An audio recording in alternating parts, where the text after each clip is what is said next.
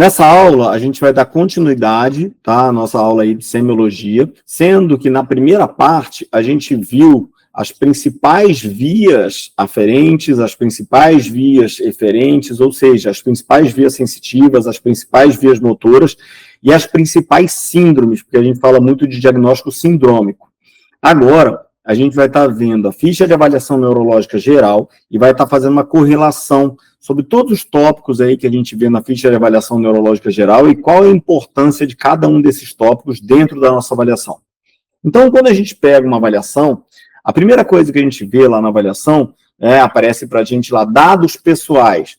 Felipe, poxa, mas por que eu perco tanto tempo preenchendo dados pessoais para o meu paciente? O que é importante? Qual é a relevância disso?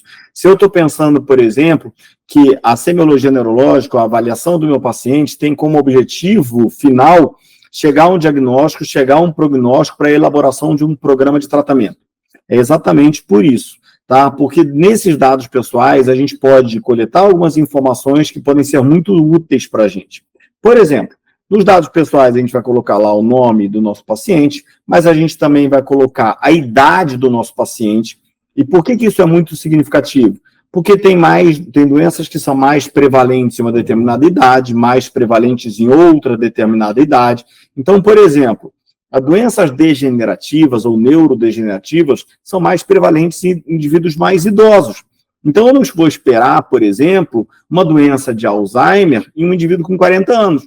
Do mesmo jeito que eu não espero fazer um diagnóstico de doença de Parkinson em um indivíduo já com 70 anos. Normalmente ele já vem com sinais e sintomas clínicos desde a idade de adulto jovem, com mais ou menos 40, 45 anos. Do mesmo jeito, a esclerose múltipla é uma doença típica de adultos jovens, começa lá para os 35, 40, 45 anos. Então, se um indivíduo chega com sinais e sintomas que podem ser semelhantes a uma esclerose múltipla, mas que começaram a se manifestar com 70 anos, com 75 anos, peraí, a gente tem que dar uma parada e pensar, poxa, mas será que com essa idade ele vai começar a manifestar sinais e sintomas? Então, isso pode ser um sinal de alerta para a gente, tá? Do mesmo jeito, a gente tem que saber aonde esse paciente mora, né? Se onde esse paciente mora, ele tem saneamento básico. Poxa, Felipe, mas o que a moradia desse paciente pode interferir em relação à parte do diagnóstico? Muitas vezes, em relação ao diagnóstico, ela pode até não interferir, mas em relação à parte de tratamento, sim. Se eu preciso que esse paciente frequente a minha clínica 2, 3 vezes por semana para fazer fisioterapia, e eu percebo que esse paciente mora extremamente longe, que esse paciente mora num lugar de difícil acesso, isso pode fazer com que torne mais difícil a assiduidade, a pontualidade desse paciente no tratamento.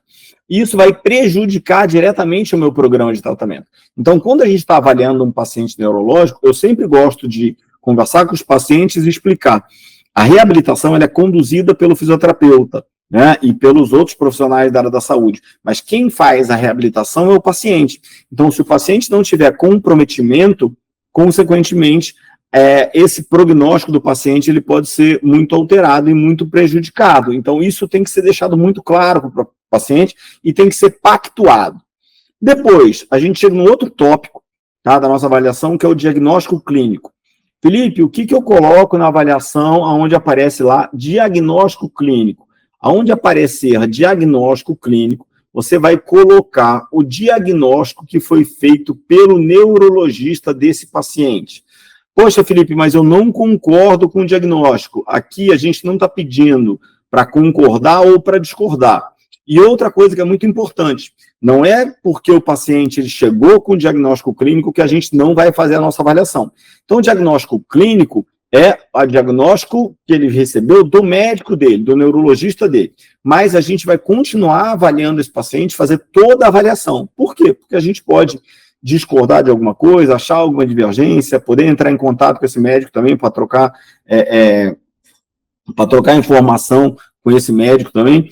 Poxa, Felipe, mas existe caso, então, da gente pegar diagnósticos clínicos errados? É claro que existe, né? Mas pode acontecer também do médico ter avaliado ele num primeiro momento, numa fase de choque encefálico, de choque medular. Esse paciente ele pode ter apresentado alguns sinais e sintomas diferentes, e durante a evolução, como o fisioterapeuta vai acompanhar esse paciente por bastante tempo, durante a evolução a gente pode perceber outras coisas, né? E na fisioterapia ele vai 2, 3 vezes por semana, mas no médico ele vai uma vez ao mês. Às vezes ele não tem condição financeira para ir todos os meses, então às vezes ele vai de 3 em 3 meses, de 6 em 6 meses. Então, como a gente tem essa proximidade maior com o paciente, é muito importante que a gente faça a nossa avaliação também, em busca de um diagnóstico etiológico, de um diagnóstico topográfico, de um diagnóstico diferencial, de um diagnóstico sindrômico, para aí sim, né, toda a abordagem, toda a programação de tratamento fisioterapêutico desse paciente,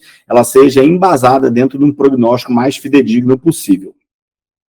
Depois, eu sempre gosto de falar para meus alunos, que esse aqui é o ponto-chave da avaliação de qualquer fisioterapeuta. Queixa principal. Felipe, o que significa queixa principal? Queixa principal, ela vai ser dita pelo paciente, ela não pode ser sugerida pelo fisioterapeuta, tá? Então, eu não posso chegar lá e colocar, nossa, o paciente não anda, então a queixa principal dele é voltar a andar. Nossa, o paciente não se alimenta sozinho, então a queixa principal dele eu vou colocar o que eu acho que é mais essencial para ele nesse momento que ele perdeu de função e que ele precisa recuperar de função. Na verdade, a queixa principal é o objetivo dele. Então, por que é tão importante? Porque toda a expectativa de reabilitação do meu paciente está voltada para a queixa principal. Dessa forma, todo tratamento fisioterapêutico ele tem que ser voltado para a queixa principal. E mais, todo paciente ele precisa ser avaliado e reavaliado com frequência. E a partir do momento que esse paciente vai melhorando, o que a gente vai observando? Que essa queixa principal ela vai sendo modificada.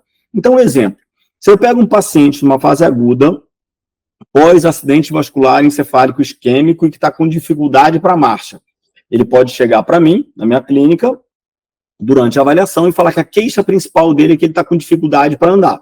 A gente faz toda a avaliação, né? Avaliação clínica, avaliação funcional, faz a programação de tratamento dele, a periodização do tratamento dele, e depois de 2 semanas avalia esse paciente novamente, e ele gradativamente ele percebe que ele já está andando melhor. E durante uma segunda ou terceira avaliação, a gente faz a mesma pergunta: qual é a sua queixa principal hoje?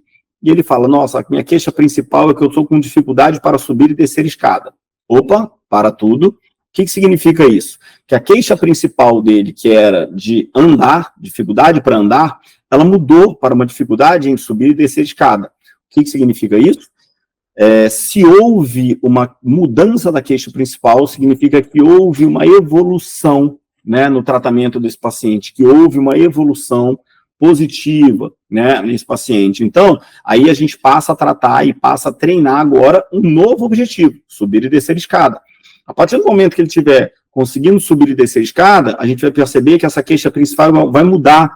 Talvez agora seja, olha, eu não consigo abotoar a minha camisa sozinho. Nossa, eu não consigo calçar o meu sapato sozinho. Nossa, eu tenho dificuldade para fazer isso ou aquilo. E a gente vai sempre direcionar o tratamento e a reabilitação desse paciente para o objetivo do paciente, que é a queixa principal dele. Felipe, por que isso é tão importante?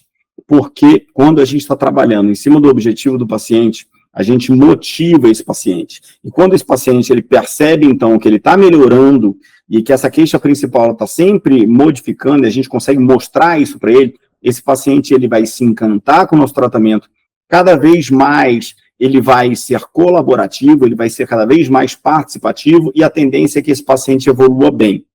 Felipe, se eu não fizer isso, se eu não tratar a queixa principal dele, porque eu acho que a disfunção da mão dele é mais importante do que a disfunção da marcha. Então, eu quero trabalhar as atividades de vida diária dele relacionadas, então, à motricidade fina de membros superiores para fazer com que ele volte a se alimentar sozinho, com que ele volte a tomar banho sozinho, com que ele volte a ter independência para esse tipo de atividade funcional. O que vai acontecer? Eu não vou ter uma melhora também? Também sim.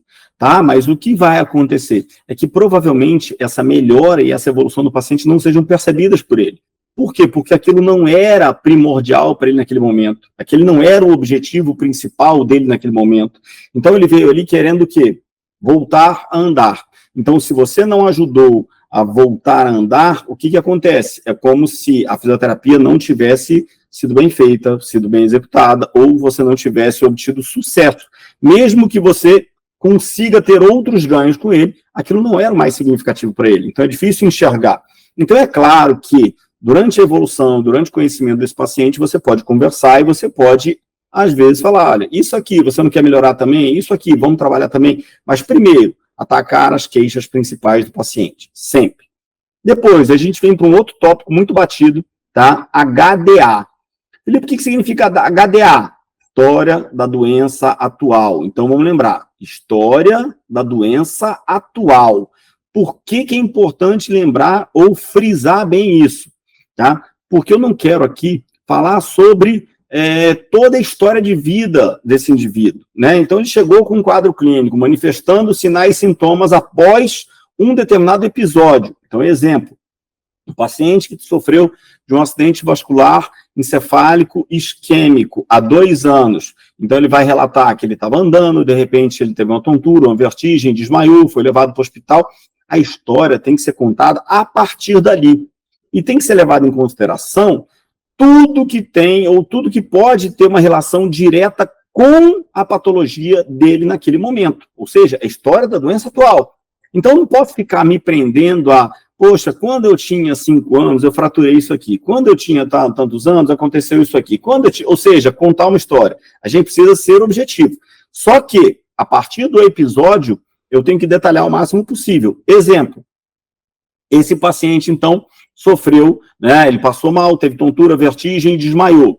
Foi levado para o hospital, foi internado, foi para o CTI, ficou entubado. Quanto tempo ficou entubado? Que medicação fez uso? Quais os exames que ele fez lá? Qual é o prontuário dele? Tem acesso ao prontuário dele para a gente observar tudo que foi feito lá e qual foi a evolução dele?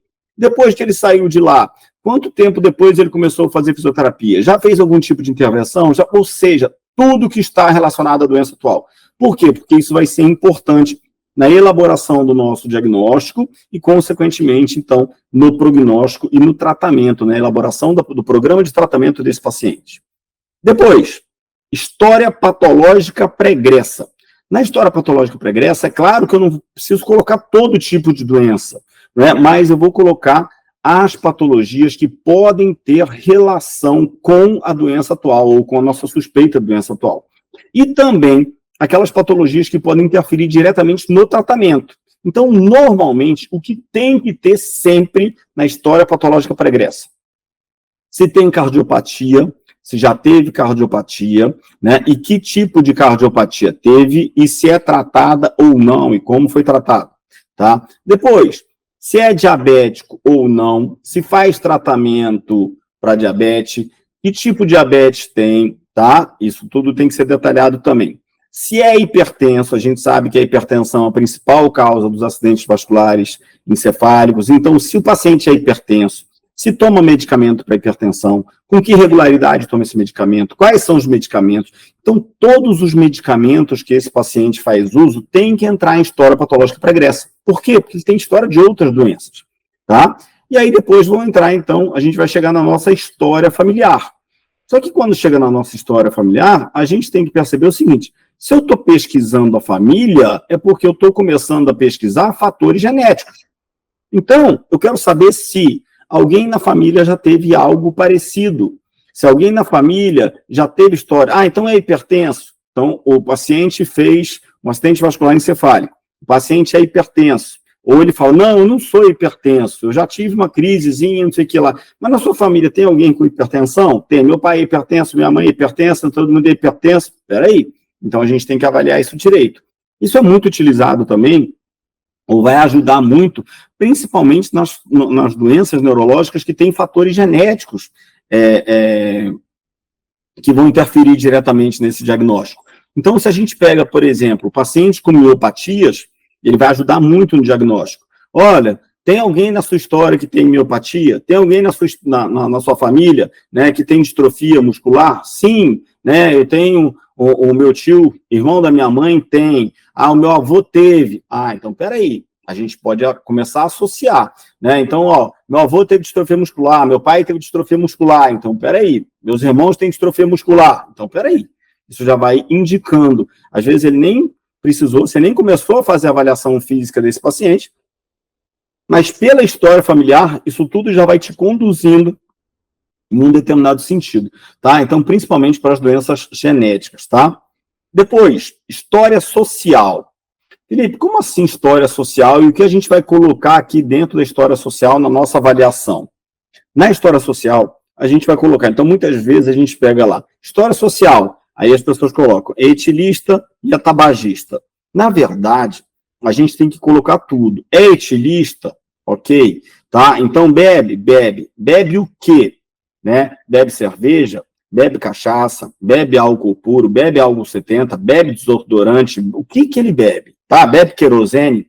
Poxa, filho, mas como assim não tem gente que bebe querosene? Tem. Tá? No interior tem. Já eu escutei histórias, até relatos até de indivíduos que faleceram, tá? Após ingerirem combustível de avião, de monomotor. Então acontece de tudo com a pessoa que é alcoólatra. Então tem gente que bebe desodorante na falta. Então assim, bebe o quê? Né? Bebe quanto? Quantas vezes por dia? Qual quantidade? Tem que saber. Né? Ah, eu fumo. Fuma o quê? Fuma cigarro? Que tipo de cigarro você fuma? Com filtros, sem filtro? Qual a quantidade de cigarro que você fuma por dia? Fuma maconha, fuma crack, fuma outras coisas? Utiliza outras drogas? Com que frequência você utiliza essas drogas? Porque senão é muito fácil, todo mundo chega lá na avaliação e vai colocar etilista e tabagista social. O que significa ser etilista social e tabagista social? Ah, eu só bebo quando eu saio, mas eu saio todo dia e encho a cara. Então, peraí, tá? E algumas coisas, principalmente, né, a gente tem casos aí de neuropatias relacionadas, então, ao abuso de álcool. Então, a gente pode estar fazendo uma associação. É claro que desde que a gente tenha essa coleta de dados mais afinada possível, mais refinada possível. E outra coisa, muitas vezes, quando a gente está fazendo uma avaliação, e é o primeiro contato com esse paciente, talvez o paciente não se sinta à vontade para falar sobre isso tudo. Então, é sempre bom que a gente converse com esse paciente em particular, que a gente vá ganhando a confiança desse paciente, porque às vezes o paciente não solta na primeira vez, mas na segunda avaliação, na segunda, na terceira conversa, ele começa a perceber que, poxa, essa informação que o doutor perguntou e que eu omiti para ele, talvez seja importante para o meu tratamento. E aí ele vai soltando devagarinho e você vai acrescentando. Então, tem muita coisa que, durante a primeira avaliação, durante aquele primeiro contato, a gente não consegue pegar. E a gente deixa lá em aberto na ficha. Mas, após um determinado tempo, com a evolução e de tratamento desse paciente, com a intimidade que a gente vai pegando com esse paciente, a gente vai gradativamente pegando essas informações aí, coletando mais informações possíveis, e essas informações podem ser muito ricas para a gente, quando a gente pensa não só na elaboração do diagnóstico, mas também no tratamento, no prognóstico desse paciente. E depois, tratamento clínico. Se é tratamento clínico, é o tratamento que foi executado pelo médico, foi determinado pelo médico. Então, que medicamentos ele toma? Poxa, Felipe, mas eu não sou farmacêutico, eu não sou médico, eu não entendo nada de medicamento. Mas tem que colocar e você tem que pesquisar. Tenho que pesquisar todos os princípios ativos de todos os medicamentos que o meu paciente faz uso, tá? Que horas que ele utiliza esse medicamento, por quê? Porque muitas vezes ele pode fazer a utilização do medicamento em um determinado horário e aquele medicamento ter algum efeito colateral que pode interferir diretamente no seu tratamento. Então, exemplo.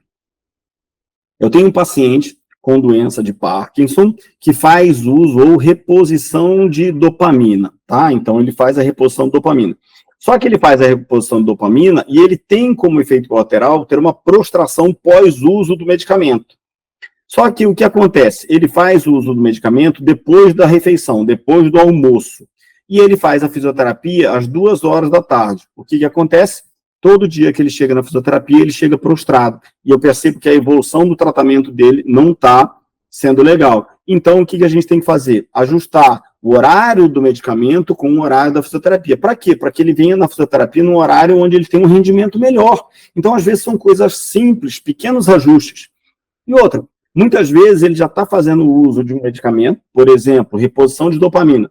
Depois de um tempo, o organismo vai se adaptando àquela reposição, àquela quantidade de medicamento que esse paciente, a dosagem de medicamento que esse paciente está recebendo, e aquilo precisa ser ajustado. Felipe, isso é ajustado de quanto em quanto tempo?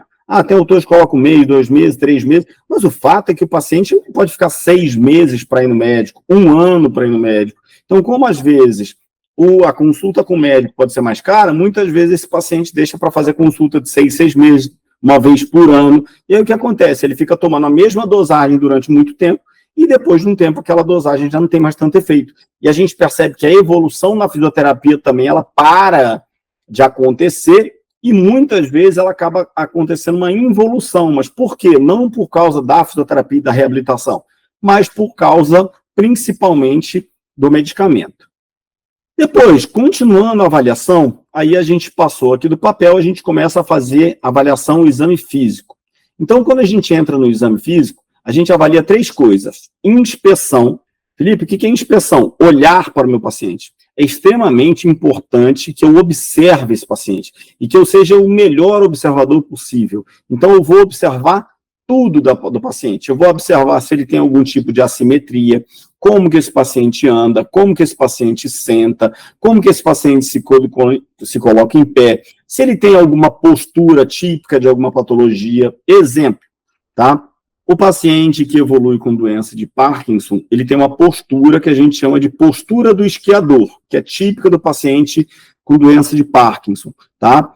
Poxa, Felipe, mas só paciente com doença de Parkinson? Não. Todos os parkinsonismos também, paralisia supranuclear progressiva, então ele vai evoluir com algumas características muito semelhantes. E quando eu observo esse paciente parado, eu percebo que ele está em tríplice flexão de membros inferiores, joelho em semiflexão, quadril em semiflexão, tornozelo com uma leve dorsiflexão, né, a coluna, então, com uma hipercifose alinhada para frente, os braços, né, os cotovelos sempre flexionados ou semiflexionados, a cabeça anteriorizada. Eu já olho para esse paciente e falo, opa, espera aí, só pela inspeção, só pela observação da postura do paciente, eu já posso chegar a algumas conclusões. É claro que eu não vou chegar a uma conclusão, né, específica, mas já vai me ajudar no diagnóstico, já vai me dar um direcionamento para a minha avaliação. E a gente vai observando tudo isso. Observar a face do paciente. Tá? Então, determinadas faces são típicas de algumas patologias. Um exemplo mais clássico disso, paciente com paralisia facial periférica. Né? Então, muitas vezes, a gente está na clínica, vem a secretária, você nem fez a avaliação do teu paciente, vem a secretária com a ficha e fala assim, doutor, hoje, às 3 horas da tarde, tem um paciente para você avaliar, tá? Ele tem paralisia facial periférica. Ou seja, a sua secretária já passou para você o diagnóstico do teu paciente. Por quê? Porque de tanto olhar para esses pacientes, ela já bate o olho e já consegue identificar algumas coisas. Então, paralisia facial periférica, a pessoa vai ter uma assimetria de face, né? Mas que é diferente, por exemplo, da paralisia facial central. Na paralisia facial periférica, a gente pega tanto o quadrante superior quanto o quadrante inferior, né? Já na paralisia facial central, a gente vai pegar só o quadrante inferior e ela vai ser homolateral, enquanto a periférica vai ser contralateral. Então, a gente tem que saber essas diferenciações. No paciente, por exemplo, que tem doença de Parkinson, ele tende a evoluir para uma face em cera, né, que é típica do paciente com Parkinson, com parkinsonismo, com paralisia supranuclear progressiva. Então, a gente vai observando tudo isso.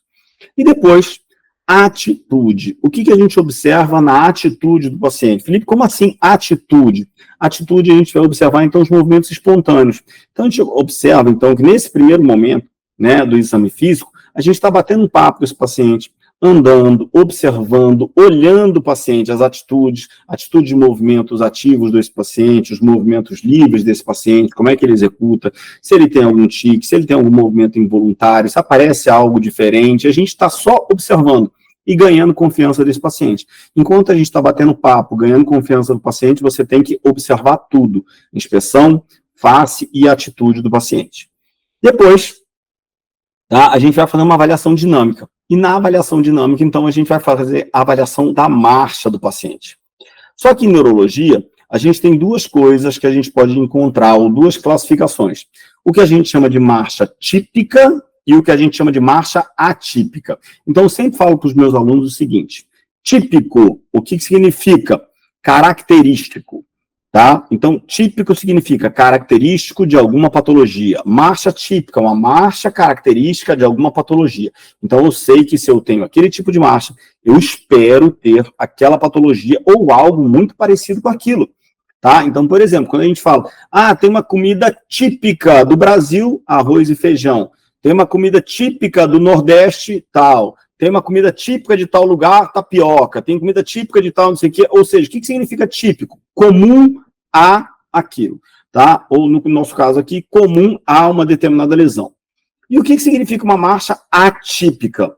Na marcha atípica, então, é uma marcha que não é comum de nenhuma lesão. Ou seja, que eu não consigo correlacionar a marcha e a qualidade da marcha com nenhuma lesão. Então, o que eu vou ter que fazer para essa marcha atípica? Descrever a marcha atípica. Tá? Mas eu não preciso descrever biomecanicamente. Né? Eu não preciso pegar a marcha, porque quando a gente faz a avaliação biomecânica da marcha, em pacientes ortopédicos, a gente avalia lá as fases, as 6 subfases da fase de apoio, as 3 subfases da fase de balanço, o que acontece em cada uma delas, como é que é o tipo de pisada do paciente. Aqui, em paciente neurológico, o paciente sempre avalia funcionalidade. Se essa marcha é funcional ou não, e o que está prejudicando a funcionalidade dessa marcha, e a gente vai descrever. Por quê? Porque é muito importante que eu faça essa descrição da marcha típica para perceber que musculatura eu vou ter que trabalhar, quais são as articulações que eu vou ter que trabalhar, o que eu vou dar ênfase. Então, a partir do momento que um paciente chega para mim e fala que a queixa principal dele é a marcha e que ele tem dificuldade de andar, eu vou ter que observar. Opa, peraí. Vamos descrever, vamos tentar procurar tudo que tem de diferente aqui para a gente tentar fazer os ajustes, tá? Depois, a gente vai ver ainda a qualidade da marcha. Felipe, como assim qualidade da marcha? Na qualidade da marcha, eu posso ter uma marcha domiciliar. O que significa, Felipe, uma marcha domiciliar? O paciente que anda, você pergunta para ele, você anda sozinho? Anda. Ele anda onde? No consultório com você e em casa com alguém segurando, mas ele tem uma marcha domiciliar. O paciente pode ter uma marcha extradomiciliar, tá? Ou seja, ele anda, mas ele sai de casa também, mas ele não sai longe. Ele vai ali de um apartamento para o outro, ele desce até a portaria para pegar uma carta, uma correspondência, para pegar uma comida que ele pediu, alguma coisinha, mas sempre com dificuldade. Eu tenho uma marcha que a gente caracteriza como marcha comunitária, é aquele paciente que sai de casa, sai do prédio dele, sai da casa, mas ele fica ali por perto de casa, no próprio bairro, onde ele conhece todo mundo e onde ele se sente mais seguro.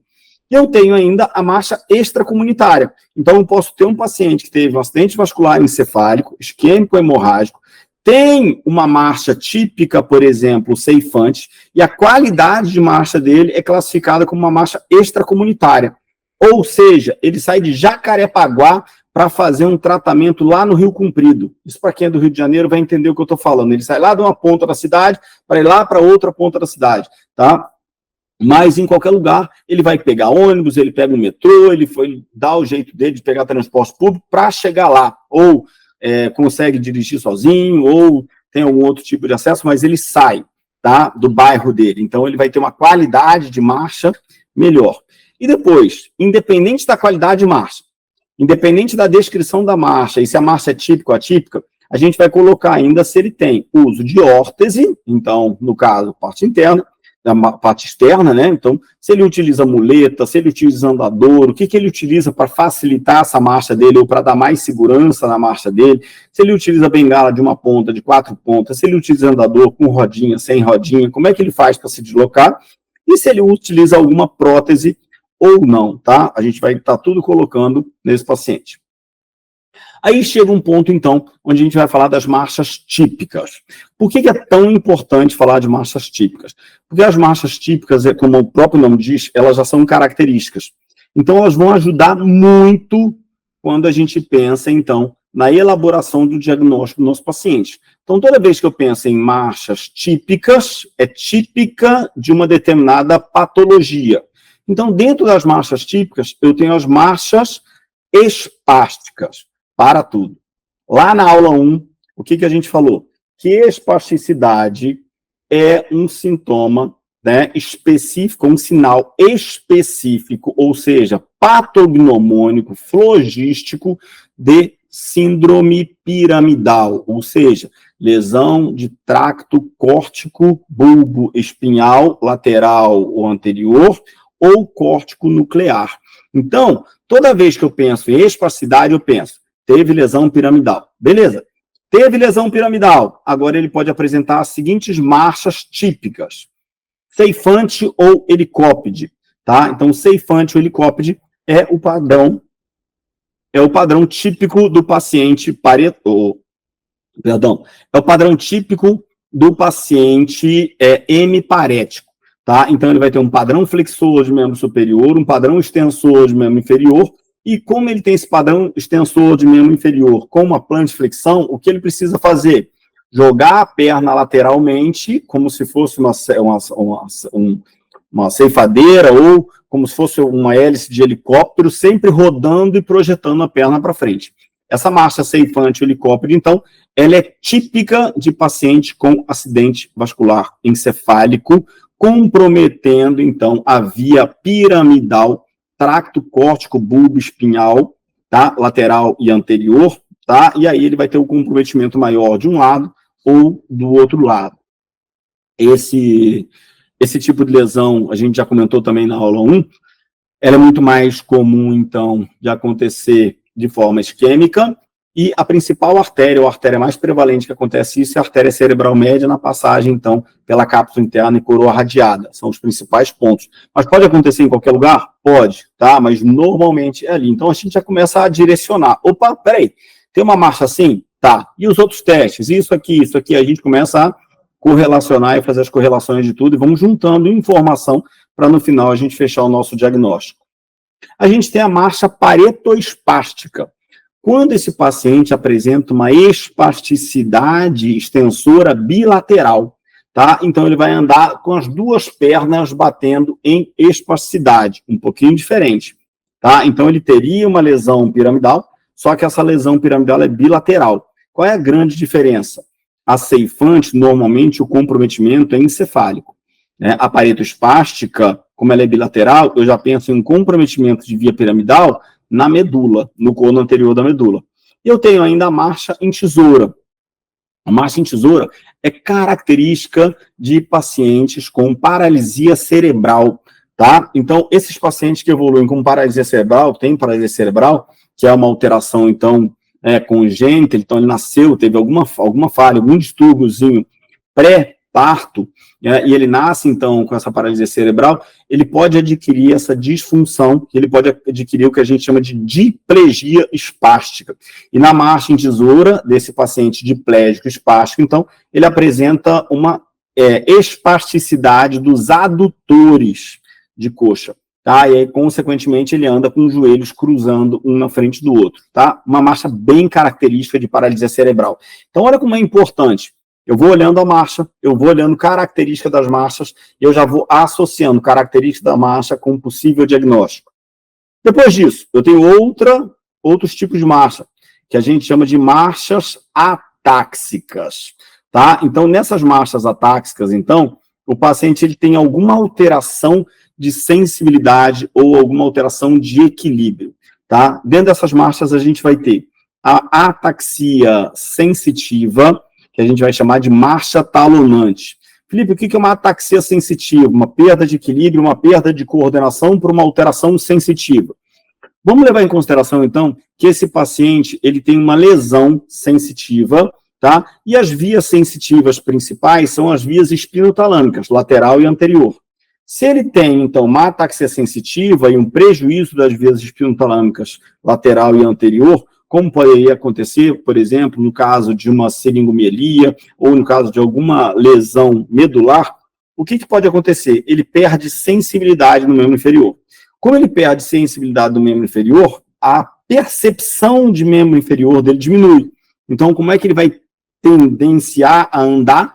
Ele vai tendenciar a andar batendo esse membro inferior sempre com mais força no chão, tá? A gente vai chamar isso, então, de marcha talonante. E a gente vai observar que esse paciente vai estar sempre andando, batendo o pé com mais força. Depois, a gente vai ter a ataxia cerebelar. Na ataxia cerebelar, a gente percebe o seguinte, ele tem uma falta de equilíbrio e coordenação por uma disfunção cerebelar. Beleza. O cerebelo, principal função, está correlacionado, então, com equilíbrio e coordenação motora. É claro que o cerebelo não tem só essa função, ele tem várias outras funções, como modelação de tônus, enfim, várias outras, tá? E até está correlacionado, já se foi percebido hoje em dia, né, que ele tem uma correlação muito grande também com a formação das nossas inteligências, alguns tipos de memória, tá? Mas aqui o que interessa para a gente? Movimento, tá? Então, na ataxia cerebelar, a gente vai ter a marcha ebriosa. Ebriosa, marcha do bêbado.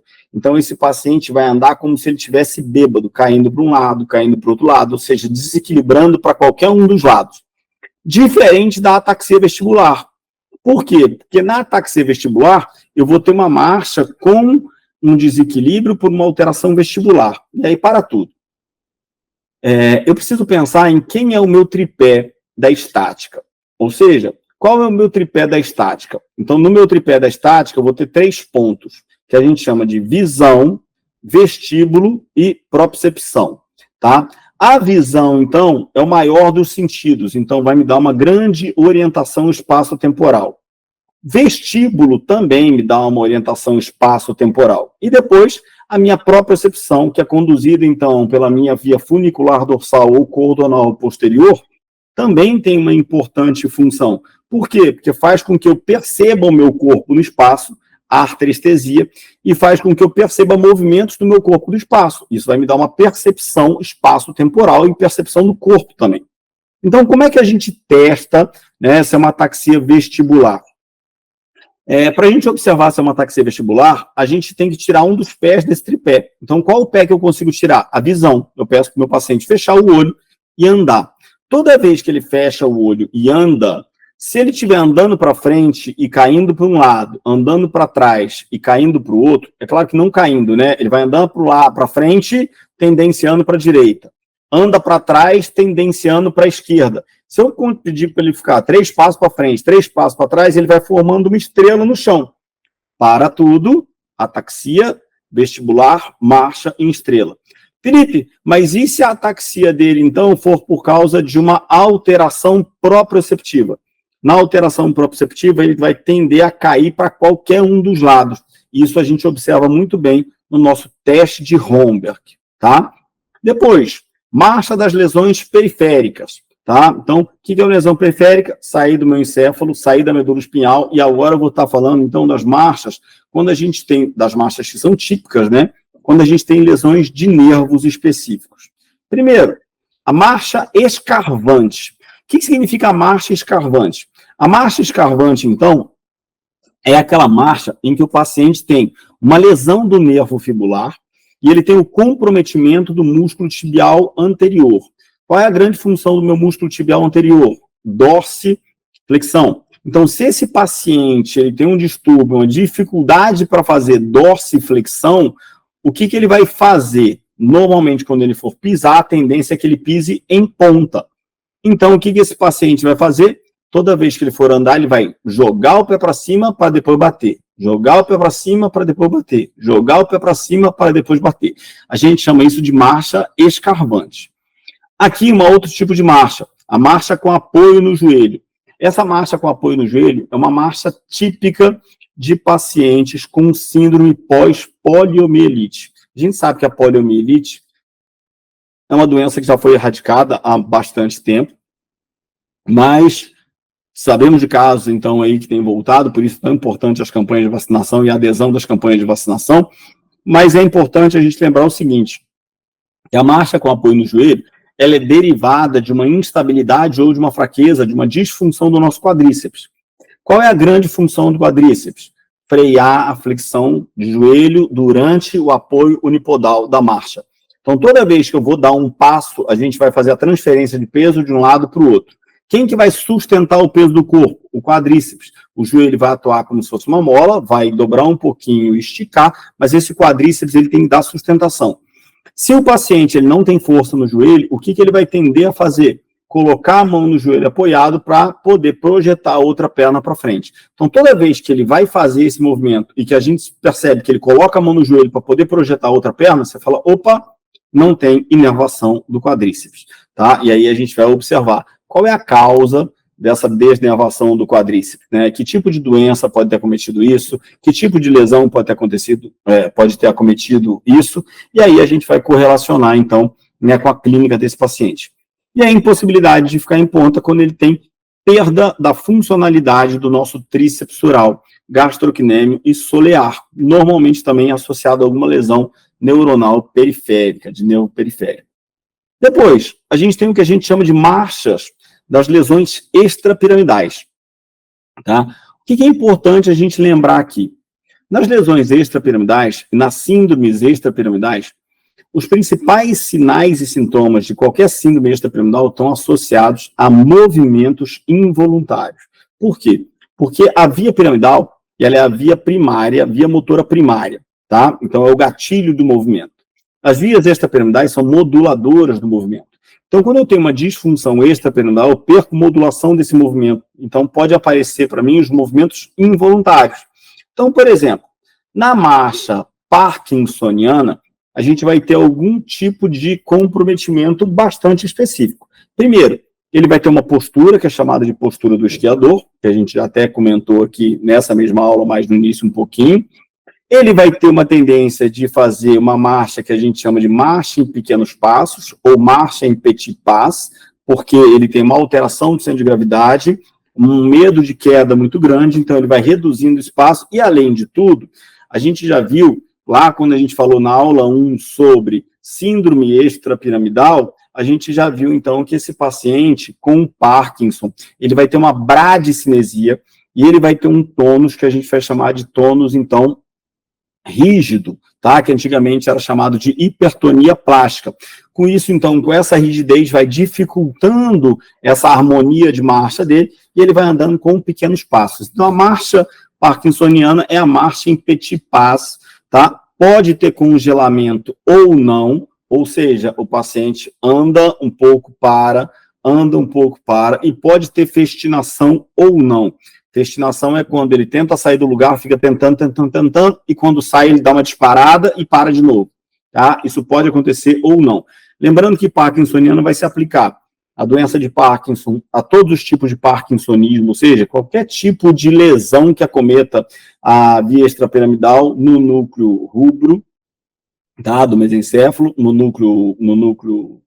na substância negra do mesencéfalo, perdão, tá? E aí, com ou não alteração da produção de dopamina, tá? Então, isso aí vai ser o parkinsonismo, tá? E pode ter também na nossa paralisia supranuclear progressiva. A marcha coreica, tá? Ou seja, o paciente vai andar, a gente tem a coreia de Huntington, a coreia de Sydenham, e o paciente vai andar fazendo movimentos coreicos. Além de uma marcha com base mais alargada, vai ser uma marcha com movimentos involuntários coreicos aparecendo o tempo todo. Que a gente chama de marcha do dromedário, aquela marcha daqueles pacientes mais idosos que sofrem de múltiplas isquemias cerebrais. E esse paciente, então, ele adota uma postura parecida com o paciente em fase final de Parkinson, em tríplice flexão, só que, ao mesmo tempo, esse paciente, então, ele vai ter uma marcha muito mais rígida, toda engessada, né? Então, meio que parecida com o dromedário. Então, por isso a gente chama, então, de marcha do dromedário. Tá? Mas é uma marcha, então, que não é característica de uma doença específica, mas normalmente ela vai estar associada, então, tá, a múltiplas lesões isquêmicas corticais. E depois, a gente pode ter aqui ainda o que a gente chama de marcha das doenças musculares. E aí a mais famosa de todas, a marcha anserina. Quando a gente fala de doenças musculares, a gente está falando das nossas miopatias. E lá nas miopatias, a gente tem até algumas características da miopatia. A gente tem o levantar miopático, que é quando o paciente começa a se levantar e ele vai se escalando no próprio corpo, porque ele tem dificuldade. Normalmente, as miopatias acometem muito mais musculatura proximal, as cinturas, do que musculatura distal. Então, esse paciente com a marcha, né, de doenças musculares, que apresenta uma marcha anserina significa marcha do pato. Quando a gente observa por trás de um pato andando, a gente vai ver que esse pato ele anda rebolando.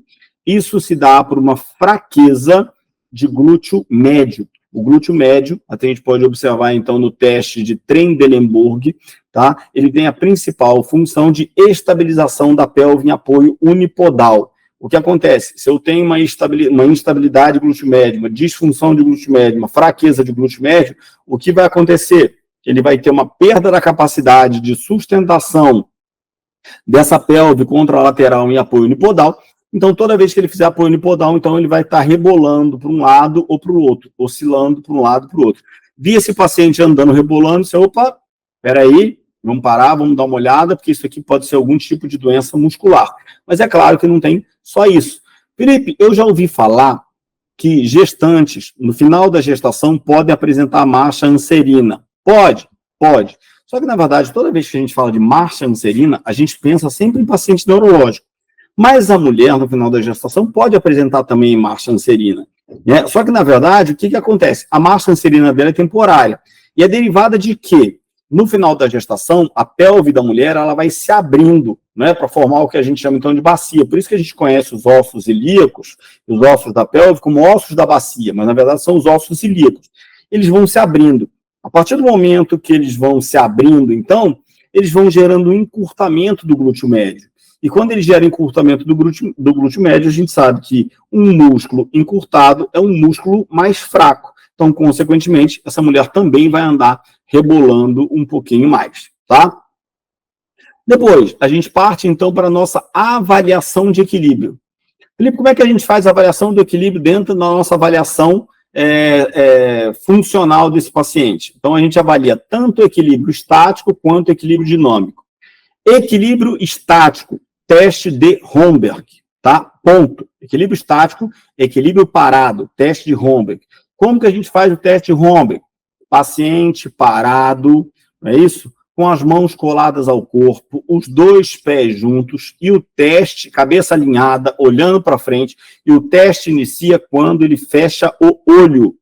Poxa, Felipe, mas eu coloco meu paciente, encosta o pé no outro, encosta o braço no corpo, o paciente já desequilibra. Então você nem começou a fazer o teste de Romberg.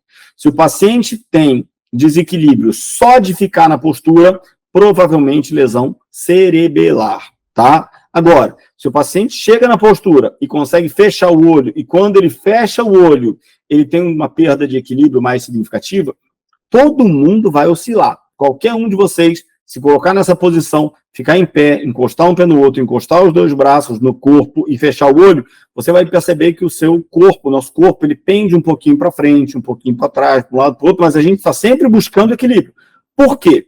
Porque a gente tem propriocepção e a gente tem o vestíbulo, que nos orientam espaço-temporalmente. Agora, se o paciente tiver uma lesão vestibular, o que vai acontecer?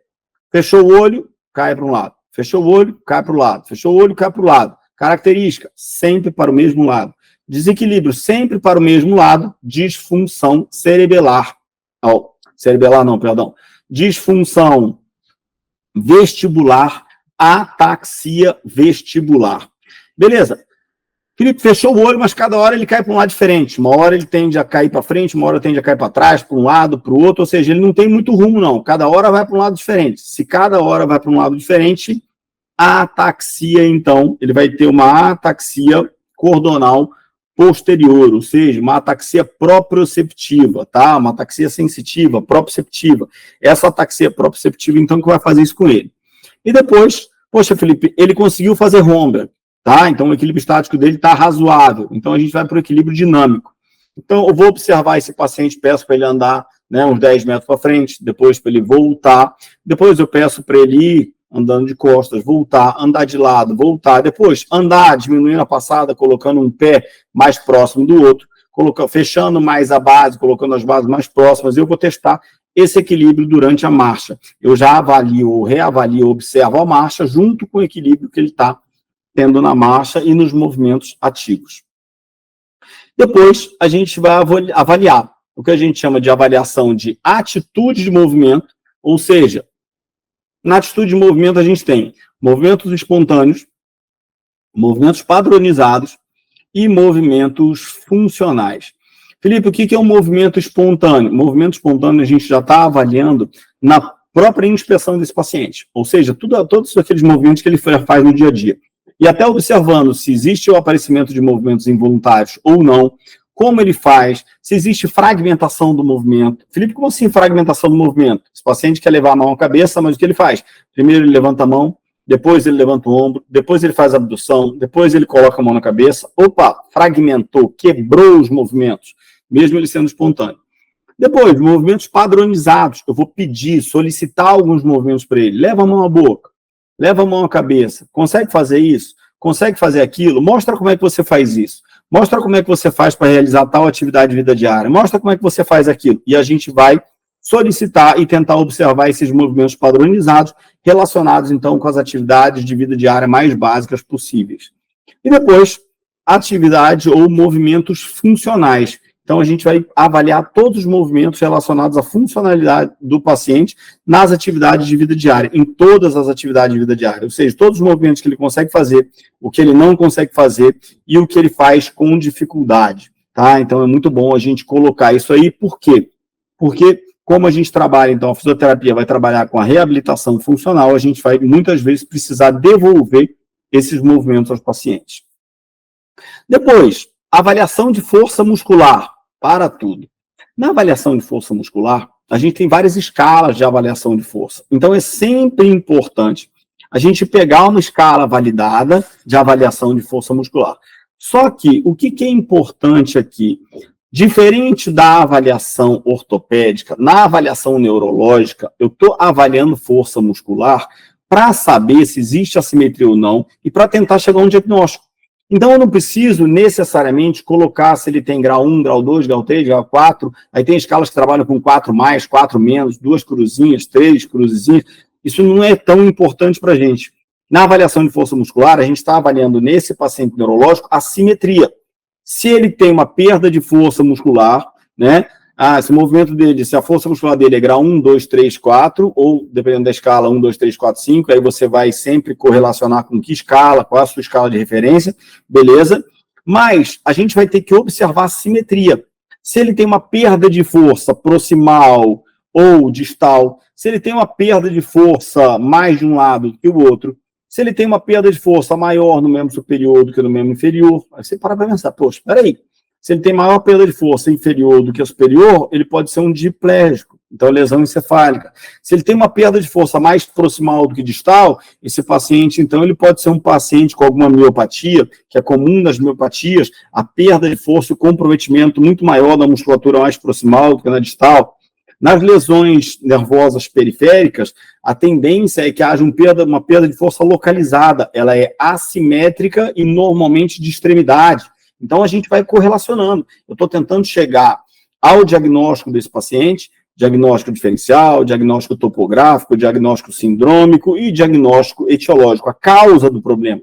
Para a partir do momento que eu descubro a causa desse problema, eu consigo elaborar o melhor plano de tratamento possível. Posso quantificar? Sim, mas o ideal é que você não perca todo o tempo da avaliação avaliando músculo por músculo. Então, nessa nossa avaliação de força muscular, diferente do que a gente faz em ortopedia, quando você avalia quadríceps, vamos avaliar a função do reto, função do vasto, vamos avaliar o sartório, vamos avaliar o TFL, vamos avaliar os adutores, tudo bem, então vamos avaliar adutor por adutor, o grácil, o pectíneo, né? Não é assim, né? Então, o que a gente faz aqui em neurologia? A gente avalia o movimento. Então, a gente vai avaliar a flexão de quadril, né? A gente sabe que a flexão de quadril, quem é agonista na flexão de quadril é o músculo psoas, mas a gente tem como sinergista na flexão de quadril, um sinergista importante, o nosso reto femoral, que é a nossa parte do quadríceps, que é biarticular. O que interessa para a gente? Consegue fazer flexão de quadril ou não consegue fazer flexão de quadril? É simétrica com o outro lado ou não? Qual é a capacidade ou a incapacidade desse paciente? É isso que é o mais importante. Por quê? Porque a avaliação neurológica, a gente avalia função. Na reabilitação neurológica, a gente reabilita função. A gente trabalha com reabilitação de função desse paciente, diferente de trabalhos específicos que a gente vê, por exemplo, em ortopedia. Tá? E a mensuração dessa força muscular, tá? Que é feita também de acordo com a escala que a gente eleger, mas sempre levando em consideração a funcionalidade e não, tá, um músculo específico e não um movimento específico. Depois, Felipe, O que são movimentos involuntários? Então, toda vez que a gente pensa em movimentos involuntários, a gente vai pensar em quem? Síndrome extrapiramidal. Quais são os principais movimentos involuntários que esse paciente pode apresentar? Movimentos coreicos, são típicos da Coreia de Huntington e da Coreia de Sydenham. Movimentos atetoides, são típicos, então, como o próprio nome já diz, da atetoide. Movimentos balísticos, são movimentos muito rápidos e que normalmente podem levar até fratura ou luxação de um segmento do paciente e pode machucar, né, alguém que esteja por perto. As distonias, se o paciente apresenta distonia, se o paciente apresenta mioclonia, espasmos faciais, tremores, e não só colocar, apresenta isso, beleza, mas tremor, que tipo de tremor? Porque eu posso ter um paciente que apresenta um tremor essencial benigno, que é chamado, então, de tremor familiar. Poxa, eu posso pegar, eu tenho que levar em consideração isso, claro, porque eu não posso, por exemplo, pensar que um paciente que tenha tremor essencial benigno, ele tem Parkinson, porque o tratamento é completamente diferente. Talvez o paciente que tem um tremor essencial benigno tome um Inderal de 10 miligramas e cesse o tremor, e é só aquilo que ele apresentava, ele não tem alteração de via extrapiramidal, ele não tem nenhuma alteração da produção de dopamina pela substância negra do mesencéfalo, é só um tremor familiar, então ele trata aquilo, né? Então tem que diferenciar tremor essencial benigno do tremor, né, que é típico, então, de paciente com dependência química, principalmente o alcoolismo, né? Então os pacientes que têm aquele tremor, então, pela falta da substância química. Eu tenho que observar se esse paciente, então, ele tem um tremor típico de disfunção cerebelar, que a gente chama de tremor de intenção. Quando a gente vai fazer o teste, por exemplo, índex-nariz, o paciente vem muito bem, só que quando chega próximo do alvo, ele treme, tá? Então, isso é um tremor de intenção. Aquele paciente que você manda pegar alguma coisa, ele começa o movimento muito bem, quando ele chega próximo do alvo, ele treme. Então, se ele está tremendo próximo do alvo, tremor de intenção é cerebelar, não é extrapiramidal, tá? Agora, o tremor que é extrapiramidal é o tremor de repouso. Normalmente acontece nas pontas dos dedos, parece que é como se o paciente estivesse fazendo aquele movimento de contar dinheiro, só que quando você pede para ele executar um movimento ativo, ele para de tremer e vai fazer um movimento. Isso é um tremor de repouso. Felipe, mas na evolução do paciente com Parkinson, ele não pode apresentar esse tremor que era só de repouso, não pode aparecer também no movimento? Pode, tá? Mas o tremor típico do paciente com doença de Parkinson é de repouso. Os tiques são extrapiramidais, né? Então, tem aquela pessoa que pisca, tem aquela pessoa que vai fazer um movimento, faz outro movimento com a face e tudo, tá? São movimentos, são extrapiramidais, mas não podem, né, não interferir em nada no dia a dia da pessoa, tá? Diferente dos toques, né? A gente vai ter o tique e a gente vai ter os toques. O toque é o transtorno obsessivo compulsivo, né? Eu sou cheio de toque, por exemplo, né? Quando eu entro no carro, o volume do carro tem que estar num número par, então tem que estar 10, 12, se tiver num número ímpar, aquele me incomoda. Tem gente que sai de casa e volta para conferir se a porta está realmente fechada 5, 6 vezes, e depois sai para trabalhar e ainda continua achando que a porta está aberta. Isso tudo é toque, transtorno obsessivo compulsivo. Tique está relacionado com o aparecimento de movimentos involuntários. Só que esses movimentos involuntários eles são característicos, são sempre os mesmos, e eles mudam de 3 em 3 meses, de 6 em 6 meses, eles vão mudar. Então a pessoa tinha um tique, passa a ter outro tique, passa a ter outro tique, mas ela sempre apresenta um movimento involuntário diferente, mas aquilo ali não chega a comprometer muito o dia a dia e a vida dela. Tá? E a gente tem um outro tipo de movimento involuntário, que a gente vai chamar de discinesias tardias. De alteração, cinesia de movimento, tardia, então, de tempo. Então, quando a gente fala das discinesias tardias, eu falo das alterações de movimentos ou dos movimentos involuntários que são decorrentes, principalmente, do uso de medicamentos por longo prazo. Então, por isso é tão importante, se o paciente não tem doença de Parkinson, ele não tem falha na produção de dopamina pela substância negra do mesencéfalo. Se ele não tem essa falha, ele não precisa tomar dopamina, fazer reposição de dopamina. Por quê? Porque essa reposição de dopamina a longo prazo vai fazer mal para ele. Então, o paciente às vezes tem uma paralisia supranuclear progressiva, ou o paciente tem, né, um parkinsonismo derivado de um acidente vascular isquêmico que pega, então, via extrapiramidal.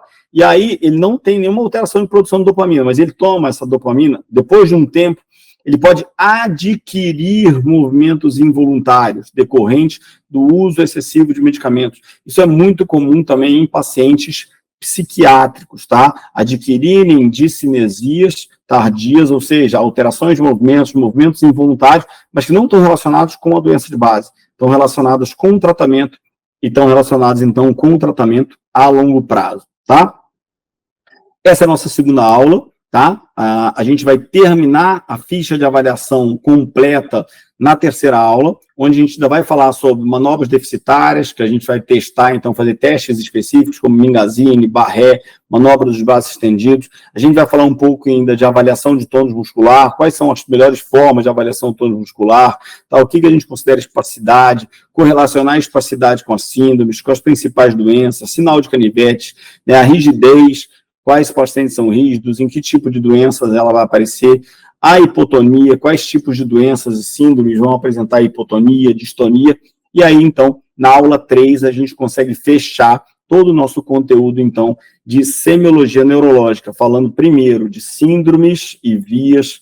Segundo, a gente abriu hoje a nossa ficha de avaliação, parando aqui, então, nas nossas manobras exercitais e avaliação de tônus, que a gente vai estar começando a nossa aula 3 depois daqui, tá? E na aula 3 a gente vai fechar a avaliação, a semiologia muscular, a ficha de avaliação, né, da semiologia neurológica, não muscular, perdão, da semiologia neurológica, e quando a gente fizer esse fechamento, então, a gente já vai para fechamento, leitura da ficha e depois prognóstico e eleição do melhor programa de tratamento, dependendo do tipo de disfunção de cada paciente. Espero que vocês tenham gostado, um abraço e até a próxima.